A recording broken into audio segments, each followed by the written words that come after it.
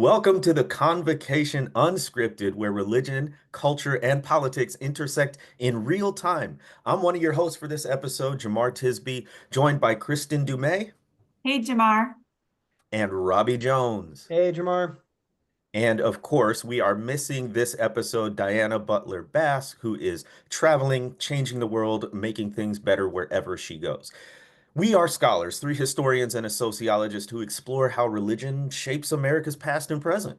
But there's a twist. One of us picks a topic, the rest of us don't exactly know what's coming. So no prep, no scripts, just raw, unfiltered conversation. And that's why we call it the Convocation Unscripted. And this episode is officially in session. Well, as we like to do, we like to just kind of check in with each other. So if you are watching this, you will notice that I am not in my typical setting here. I am in Washington, D.C., and I am joining Robbie. I have taken over his space, and it's kind of cool. It's like you've got it really set up for some good work in here. Thank you for letting me crash your spot here.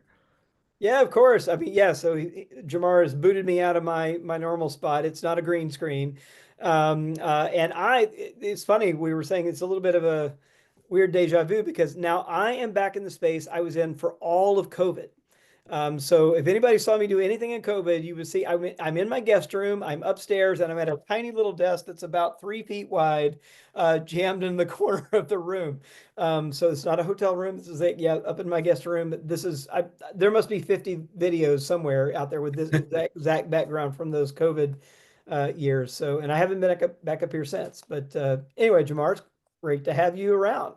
Yeah, absolutely. This is a fun trip for me. Robbie, are you going anywhere exciting in the next couple of weeks? Yeah, I've been home for a few weeks, but I am headed out on Saturday to First Presbyterian Church in Metallen, New Jersey, which will be really interesting and fun to do. And then I'm going from there to do some lectures at the University of Illinois in Champaign-Urbana.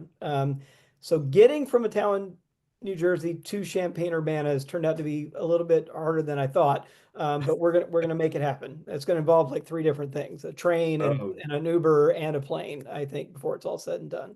yeah, those aren't exactly like huge travel hubs, Yeah. one spot to another. Well, I'm excited that you're going back to my home state of Illinois. I hope you enjoy. Kristen, what about you? You're always on the go. Anything fun coming up? Oh no, not anything in the next couple of weeks, I don't think, except now that you posed this unscripted question, I'm panicking and I haven't checked my calendar. Check your So calendar. yeah, I might be off somewhere. In March, I've got an event at St. Mary's in South Bend or technically Notre Dame, Indiana, just across the street from here. And I might be headed to Waco, seeing if I can fit that in. And I think there's another February or March trip too. And yeah, I'm going week by week, mostly day by day right now. So we will see. Incredible. Can I But yeah, just right say on now that? I'm in a beautiful snowy Notre Dame campus. Yeah, Yeah, can I just just say rub on the that in front that there. My I alma realized mater. You're there. And enjoy it. Enjoy the setting. It's What were you gorgeous. saying, Yes. Robbie? I was just gonna say, like, I realized today that speaking of like time warps and taking it day by day, today's exactly a month since Trump was Mm, inaugurated, and it just feels like it's been a year yeah. already. Right? I mean, What a literally long today, year this as month we're has been. recording this. Yeah. You know, that's funny you say that because I saw a headline. I can't remember where, if it was maybe New Republic or an article posted on social media that said 2 months into the administration. It's like we're just not even a month yet. This is a couple of days ago, and yes, it feels like a lifetime. It really does. And thankfully, though, there are folks out there who help us make sense, better sense of what we're going through. So, all three of us have the fortunate opportunity of interacting with our good friend Katherine Stewart around her latest book, Money, Lies, and God. And when I say this is a must read, there it is on screen. What's the subtitle there? Money lies in God, inside the movement to destroy American democracy. So I've had a chance to read it. You have, Kristen. Robbie, have you gotten a chance to look into it? Yeah, I had her on my That's Substack right. author That's forum a right. few weeks ago. And I Uh, had her on my Substack, my Footnotes podcast as well. And then, Kristen, you're gonna have an event with her as well? Yeah, we're doing a remote event tomorrow, noon, at 92 NY. So it'll be hosted online. I'll be sharing it on my Substack. And I am just thrilled to be talking with her. I'm more thrilled that this book is finally out Mm. because I read it several months back. Had the honor of endorsing the book, and I will tell you, when I got this book, so the manuscript on my computer, PDF, I start reading it, and I had to fight this impulse, like seriously, to break all of the rules of publishing and probably break a couple of laws and just put it online. I mean, really, I just felt like, because this was months before the election, right? Mm. And I thought this book, and I've known that Katherine is working on this for years. And I've been following the journey of this project and talking with her. And I knew what was in it.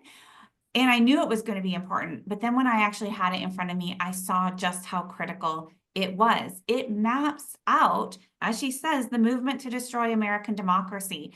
And it's not just that she does kind of phenomenal connecting the dots, but she does absolutely meticulous reporting. She Hmm. spent, years researching this movement and months on the ground attending events. Shockingly, she could get into these places. They let her in, and she just took notes, listened to what they said, talked with people, leaders, participants, and has mapped out this incredibly important movement, which is incredibly well funded.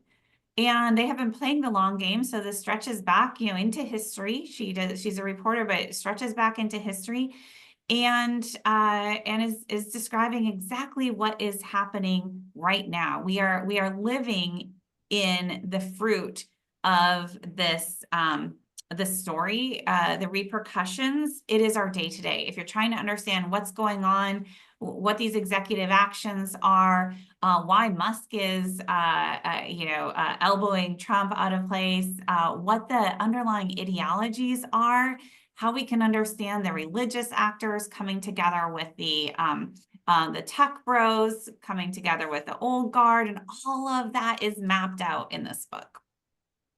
So I just wrote about the book on my Substack, pointing people to the podcast episode that we did, and one of the quotes from it, just to help folks understand what it's about. This is from the introduction. It says, "A central finding in this book is that the direction and success of the anti-democratic movement depends on its access to immense resources, a powerful web of organizations, and a highly self-interested group of movers and backers. That matrix is far more densely connected, well-financed, and influential at all levels of government and society than most Americans appreciate." I love that paragraph because it kind of encapsulates why this book is so important, just to highlight and underscore everything you just said, Kristen. So she's pointing to immense resources. We're talking billions and billions of dollars funding this anti-democratic movement. And she says a powerful web of organizations. Some you've heard of, some you've never heard of, but they're high-powered, well-connected, and all collaborating and coordinating against democracy. Highly self-interested, yeah, they're not out for the American people, just for themselves. And then I love this line because this is what we keep on the convocation trying to emphasize to people. It's this matrix is far more densely connected, well-financed, and influential at all levels of government and society than most Americans appreciate. I mean, we're just shouting from the rooftops, like what you are seeing in the headlines is only the tip of the iceberg. And there are all of these factors and forces colluding together and conspiring together to destroy democracy and establish authoritarian rule. So she just brilliantly lays all that out. Robbie, what were your thoughts or impressions on this? Well, I think that's right. I just want to kind of pause on what you said, Jamar. I mean, one thing I mean, I've been we've all been in this space a long time, and we know that the money has flowed for decades, right? And this is not a new thing. It's been a very long play. But even as someone who kind of knew the kind of money and has seen it up front and personal, the seeing the actual number, like, and you know, it's billions with a B, not millions, not hundreds of millions, but billions of dollars that have flowed to kind of create this kind of web, and they're loosely affiliated, but they're kind of informally coordinated with one another, and all. So if we're kind of wondering, how has, you know, we mentioned this has only been a month, how has this game plan been executed so fast? It's because they've been laying the groundwork for this with billions of dollars behind the scenes. And, you know, we talked a lot about Project 2025 that was in some ways a kind of blueprint for the executive power that we're seeing being unleashed here. But, you know, that tip of the iceberg comment you made is exactly, even Project 2025 is just one little tip floating above the water, right, with all this other stuff that became very visible, all this other stuff down underneath it. I remember when I was reading a kind of, yeah, pre-release copy of the book, and I flipped to that chapter, and I think it's called, make sure I got it right, but I think it's called like Smashing the Administrative State. And, you know, again, I mean, that's right there, right? And so I was like reading this right as all this was, you know, happening before us. So the book is prescient, it's important, and it's someone who was both in the room and hearing this stuff up close and personal, and also tracing the money and the networks back. So, and tonight, we're recording this on February 20th. Jamar and I are going to go be fanboys and sit in the audience and cheer her on at Politics and Prose, which is a bookstore here in Washington, D.C., where she's going to be in conversation with Jamie Raskin, who's been a long, you know, hero of democracy in this country. I got three things to bring up, and I'll forget two. But let me say one of the things, just to give folks a taste of the way Katherine breaks it down in her book, Money, Lies, and God. What I loved is her identification of five distinct yet interdependent groups: the funders, the thinkers, the sergeants, the infantry, and the power players. So the funders are the billionaires and shadow donors financing this operation. She mentions folks like Betsy DeVos, the Koch network, the Wilkes brothers, who I don't think I had heard of. She talks about the thinkers, who are the ideological architects shaping these policies and messaging. So the Heritage Foundation, the Claremont Institute, which, by the way, those two orgs and a few others should be known across the nation for the terrible anti-democratic work that they're doing. And she talks about the sergeants, local and state level operatives pushing the movement forward. So school board activists, mothers for liberty, moms for liberty, election deniers, all those folks. She talks about the infantry, which is this mass base of radicalized followers who are convinced they're on a holy crusade. And the power players, charismatic leaders and political figures consolidating control. So that's just a taste of how, like, when we see all these headlines, when we see this deluge of bad information or bad news, she's able to take that and put it all on the table and categorize it and make sense of it and put it in a way that just helps us understand that what's happening is not random. It is chaotic, but it is also according to a very long-standing, well-funded, coordinated effort. And I'll just say too, they're going to record this at Politics and Prose, so we'll put a link to it in the show notes for this episode. So. Excellent. And I'll just add, you know, a couple more things too, because it is a book that tracks so much, but also Katherine is a brilliant writer. And what I loved about this book is, I mean, she's a narrator, but also a character in the book, right? Because she's talking about being in these spaces. She's talking about having these conversations, which means it's also a really accessible read, and it's really engaging, right? You don't feel like you're reading, even though it's not a pleasant read in the sense of, like, you know, it's chilling. But it is a page turner. It really is. And so it is a book for general audiences. And again, I just want everybody who possibly can to read this book, because I think one of the challenges that we have all had in speaking in the media on these topics is even in like I've done a few 30-minute interviews with PBS and outlining Project 2025 and trying to map out Christian nationalism and who we're talking about and what the goals are. Just a tiny, tiny tip of the iceberg. And if you can only really in a snapshot here or there just see one facet, but you do not understand what you're up against if you don't understand the interconnectedness, and then importantly, as Robbie said, the money, the billions of dollars that have fueled this. And so whatever's happening in the news, whatever horrifying event or the most egregious tweeted today, right? It makes sense. All of it makes sense within this web. And but it's just so hard to explain that to people who don't have the scaffolding, who don't have eyes to see. And so again, this book, absolute must read, simply if you want to understand what is happening right now and what's going to continue to happen in the coming weeks and months.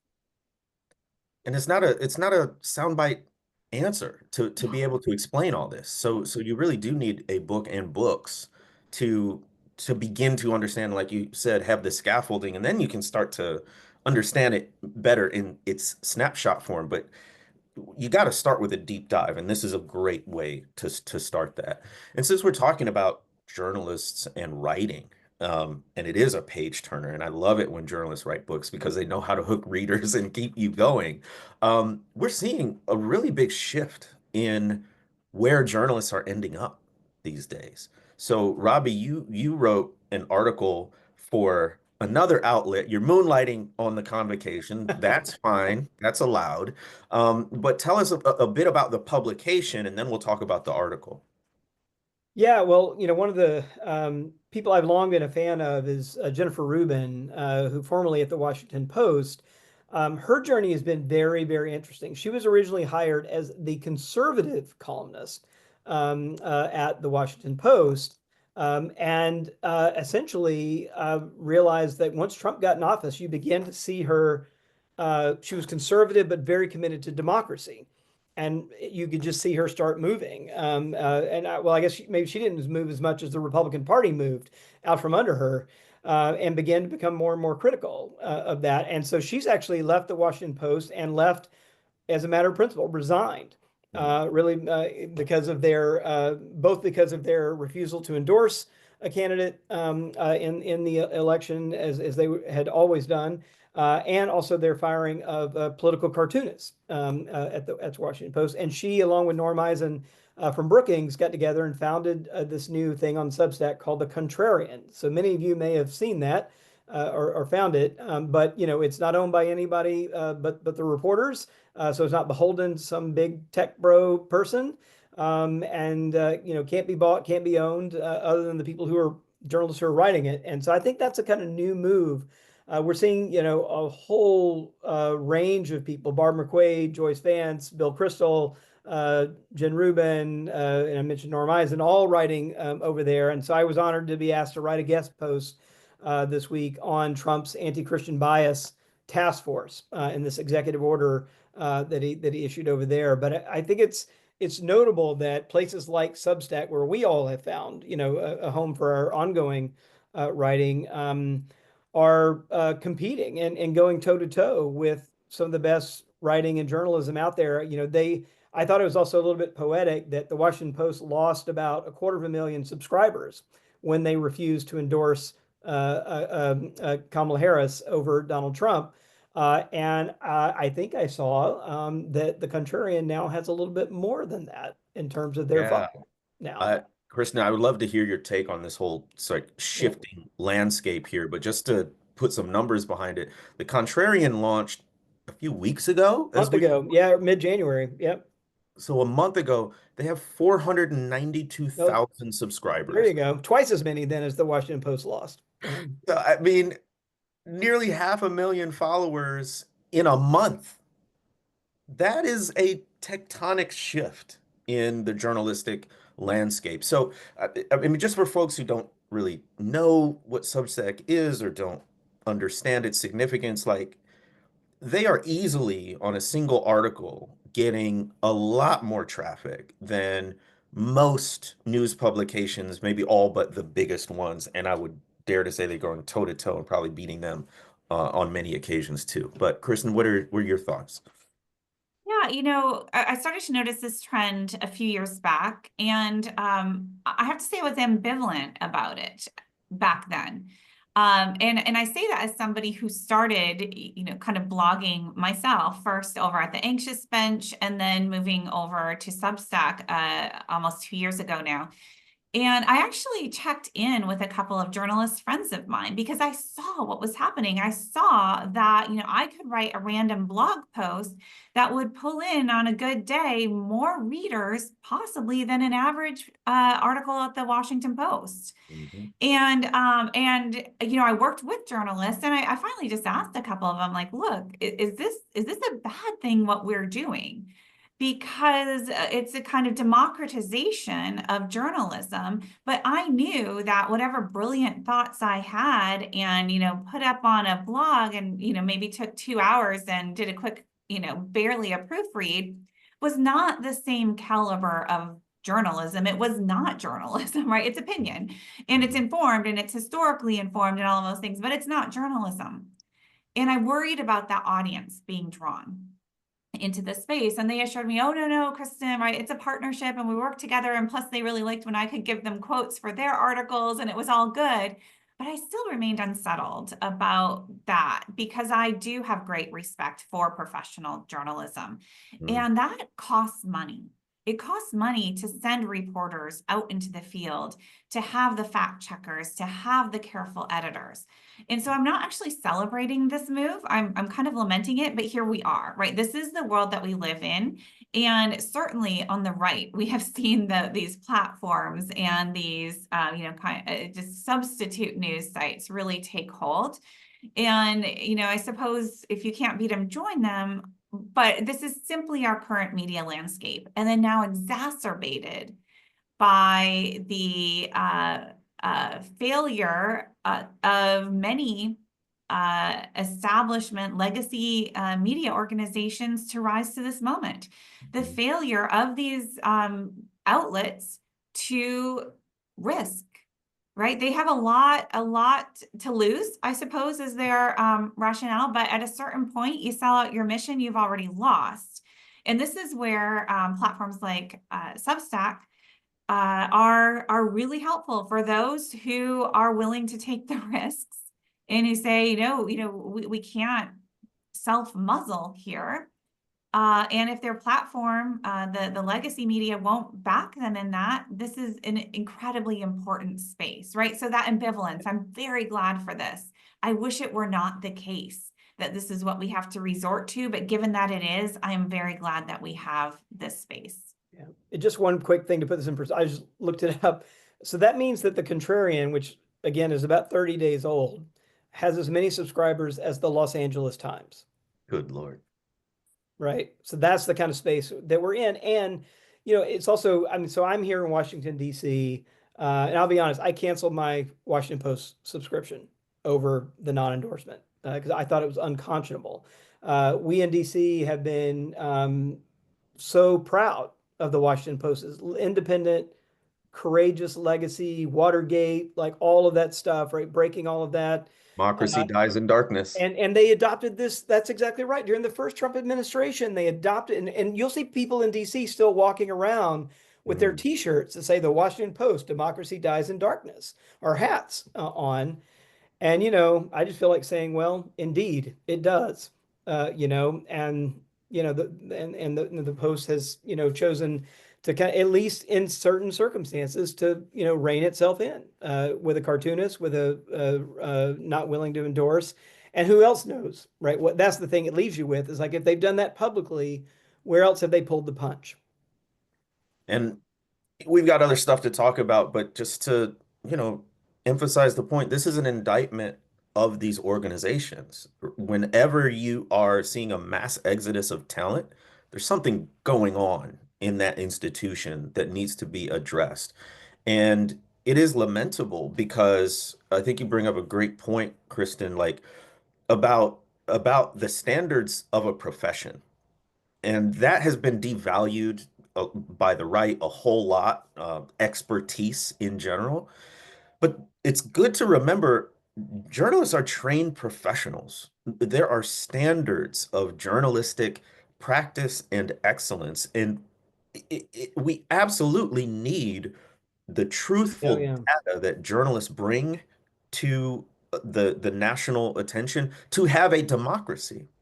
And so there do need to be places. So my little concern here, or big concern is, as we see the shift in where journalists go, we are careful that we still have the journalistic standards and practice, and it doesn't all just become opinion, right? So I'm not worried about these particular journalists being dishonest or anything like that, but they're not necessarily being paid to go out and cover an event like you mentioned. And I do think that's critically important, and you have to be able to not just cover it, but to report it the way it needs to be Yeah. reported. So I will add one thing for the contrarian, just because I just went through the process. So, I didn't know what to expect, but there was a copy editor and a fact checker. nice. So they are following top-notch journalistic standards, right? That is really good to know, and I'm very Yeah, glad to hear that. yeah, Yes, very positive. And so you went through the process and you yeah. got an article through. So tell us about the article you wrote. Oh yeah. So, it was on I just have a hard time even saying it on this, anti-Christian bias kick that the Trump administration has been on for quite some time. We've all written about this kind of false persecution narrative that Trump is always leveraging, particularly with white Christian audiences, to kind of feed, this persecuted majority syndrome. But what's remarkable about it is it's now not just a kind of strange talking point from a rally, but is from a sitting president in his capacity as president, issuing an executive order to set up a task force. So just kind of explain this: to set up a task force on anti-Christian bias, not anti-religion, religious bias, anti-Christian Mm, bias only. There, and it directs this task force. It adds all the cabinet members to the task force. That's how high level this is. So it's every agency, right, that has the heads of the agencies are the members of the task force, and it's what it says to quote, identify deficiencies in existing laws and enforcement and regulatory practices that have contributed to unlawful anti-Christian government or private conduct, and recommend appropriate actions that agencies may take to remedy failures and fully enforce the law against acts of anti-Christian hostility, vandalism, and violence.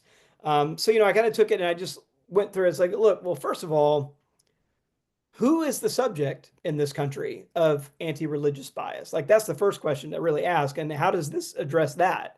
So it turns out, well, guess what? The government actually tracks this, right? And hate crime laws, the FBI, which Trump is intent on gutting, actually tracks anti-religious bias. And they put out a report of 2023 hate crimes that were religiously motivated. It turns out that only 10% of the cases involved anti-Christian bias. So it's not non-existent, but it's 10% of the cases. By contrast, 71% of the cases were anti-Semitic cases motivated by anti-Semitism, and 19% of the cases, twice as many again as Christians, were biased against members of other non-Christian and non-Jewish faiths. So again, he set up this entire thing to just 10% of the hate crimes, and it's also, always the case that it's rarer, even in our kind of more secular, more diverse country. 2/3 of the country is still Christian, right? Now, the one that's in the minority are white Christians, but 2/3 of the country is in fact Christian. So it just gives the game away, right? That's kind of what I ended up writing about, and I'll just read the last sentence. Um, where I kind of wrapped it up, and I just said this: in the royal MAGA court, Christian isn't a term that is not a term that describes someone who is a follower of Jesus or a member of a church. It is a privileged, protected status awarded by the great leader to politically useful religious people, mm, preferably white rather than black, and evangelical rather than mainline or Catholic or Orthodox. With this sleight of hand, Trump's eradicating anti-Christian bias order licenses persecution of Christian or other groups he declares disloyal, while permitting favoritism of white evangelical Protestants to masquerade as religious liberty. Well said. Kristen, what did you think, Kristen, when you first heard of this what is it, anti-Christian bias task force? Yes. Yeah, it was almost a year ago that I first heard about it. And, I think Robbie has summed it up really well in that, first of all, what do we mean by anti-Christian bias? And knowing that there are some pretty squishy words in the description as well. And knowing the context, which is within the Christian nationalist framework, anything short of full domination looks like persecution from the inside. Mm. And when in reality, right, it's a Christian supremacist framework that, if there's any bias, it's against people of other faith traditions. And importantly, as Robbie was pointing out here, against Christians who do not toe the MAGA line, right? So what does it mean to persecute or show bias against this special protected class of Trump loyalist Christians? And that can get us into some pretty expansive territory and dangerous territory in terms of all citizens' constitutional rights and in terms of the separation of church and state. So, right, all the red flags. And then when you look at, as Robbie said, like they had, this is not a new idea, to work through all agencies. So there's going to be a representative from every agency. So every agency has to be trying to find and extricate these examples of Merkel-y defined Christian anti-Christian bias. Again, this is just a permission structure to actually, to further marginalize other faith traditions and to further establish this one particular Trump supporting brand. And it should be, but it's not quite self-evident that Christians should be concerned about this anti-Christian task force. Absolutely. Christians Because, should be concerned about religious liberty, right? And yes, this is a huge red flag here. Religious liberty only exists when it protects all religious traditions equally, or it's just not that. exactly. And I'm very concerned because I'll hear just everyday people saying, well, what's wrong with that? Well, what's wrong with that is, what about people who don't identify as Christian, people who don't identify as religious at all? And to the point both of you brought up, it's a particular kind of Christian. So this is not your social justice oriented Christian. This is not your Christians who are speaking up for the immigrant, for LGBTQ people, for the poor, right? This is a fundamentalist MAGA kind of Christian. And so just calling yourself a Christian won't protect you.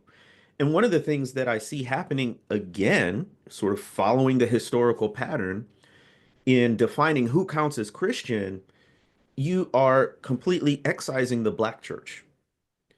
Because when they're talking about an anti-Christian bias task force, they're not talking about the Black Christian tradition of opposing racism and white supremacy and lifting up the poor and trying to work for civil rights, right? So yet again, in the pattern of the United States, when you look at the Christianity that other people, particularly marginalized groups, specifically Black Christians, are practicing, that doesn't fall under the umbrella of the kind of Christianity they're talking about. And so it's heartbreaking, and it weighs heavily on me to see this pattern again. As we sort of wrap up here, go ahead. One more thought on that, building off what you said, Jamar. You teach at a historically Black Christian university. I teach at a historically white and Dutch Christian university. But I can speak for, my place of employment, thoroughly Christian. We have going back more than a century, and we have all the documents to prove it, and the, Christian worldview and the scholarship and all of that. And we also have a decades-long commitment to diversity and equity and inclusion.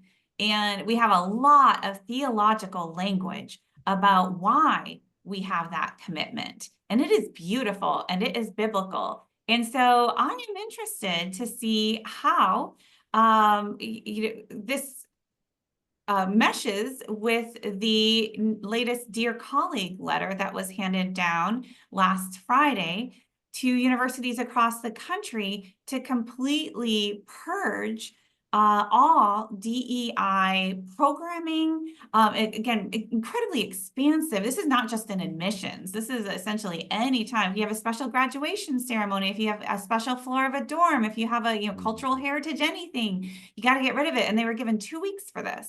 So I'm deeply curious how religious colleges who have embraced this commitment to, whether they use those words or not, to, let's just say, the full flourishing of the body of Christ and, the cultural diversity on their campuses as a religious mission, how they're going to stand up, if they're going to stand up to defend that commitment from a religious standpoint. Because my goodness, this sounds like a really good test case for the anti-Christian bias task force. If the government is coming in or anybody's coming in and say, no, I'm sorry, you cannot live out your mission on this front. I'm glad you brought that up. Let me just say how personal this gets. So when I saw that one of the categories they're trying to come after are African American graduation ceremonies, I've lived those. So we were talking earlier about Notre Dame. That's where I went undergrad. Um, the formal official graduation ceremony, as you might expect, it's big, it's impersonal, it's beautiful, but it's a crowd. The most special part of graduating for me was the unofficial African American graduation, where they handed us these stoles. It was all the Black students who wanted to participate. Anybody could come, but this was to specially record. And by the way, we were a single digit percentage of the student body, right? There's not a lot. So that's why we had it to sort of specially recognize our unique experiences. And now at an HBCU, they've asked me for the past several years to be the speaker at the portion of the graduation ceremonies where we bestow upon graduating students a stole in a kente cloth pattern, which is a pattern out of Africa, right? And they tell the whole story about kente cloth. And so when they say you can't do things like that anymore, that is incredibly personal and detrimental. This is actually part of what made me feel like part of my college. It's what made me feel like more a part of the student body. And when you take that away, you truly are taking away the I part of DEI, the inclusion part. And what is the point? We are not hurting any white students by having this Black graduation. As a matter of fact, you strengthen us so that we can be in these predominantly white spaces. And so it is truly taking us backwards in ways that are terribly detrimental. And HBCUs are on the chopping block too. Any institution that's specifically focused on a racial or ethnic minority group is going to be a target sooner rather than later. So, as I told somebody earlier today, like it's a lot of bad news these days. Just as we wrap here, are y'all in your circles hearing anything? What were the questions or the conversations, maybe even the mobilization and the opposition? Now that we're a month in, it's not a long time, but maybe things are starting to coalesce where you are. Anything of note that you would want to mention? Maybe Robbie? Well, I do think it's important to remember, even though it feels kind of back where we started, it feels so long, right? I'm just so exhausted already. It's actually not a lot of time because, movements of resistance have to first like read the landscape, think about strategic intervention points, get organized, get funded, and get moving. Right. So it takes a while when you're kind of reacting to this deluge of things. So I'm just kind of keep reminding myself, like I'm frustrated too. Like, where is everybody? Where's the resistance? Where's the and I do think there should be more. And I think there's more coming, but I do want to just sort of like, yeah, this is self-talk for myself. Like, okay, people are going to have to kind of figure out where the intervention points are, and and we are seeing some of this in the courts. But just to mention a few, I know we've mentioned this here, but um, there are faith groups pushing back, right? We mentioned on the show before the 27 Christian and Jewish communities that are pushing back on the mass deportation programs, and we're seeing like Pope Francis rebuking these immigration and calling them a disgrace. Now, Pope Francis is usually pretty measured on these things, and to sort of call out these and call them a disgrace is a pretty big deal, right? And so again, kind of looking like who gets counted as good Christians and who gets counted as the problematic, disloyal Christians. I mean, we're seeing these battle lines getting drawn, but we are seeing people beginning to push back. So I kind of waffle between like patience on the one hand and realism on the other. But the other thing that I just want to say in my closing here is that I do think that, Christian, what you said about watching for institutions that are either going to stand up or cave. And they're going to do it in little ways and some in big ways. And I would say, like, when we see them standing up, we ought to all like write the letter, send the email, get on social media, and like get behind them, because it's going to take more of that.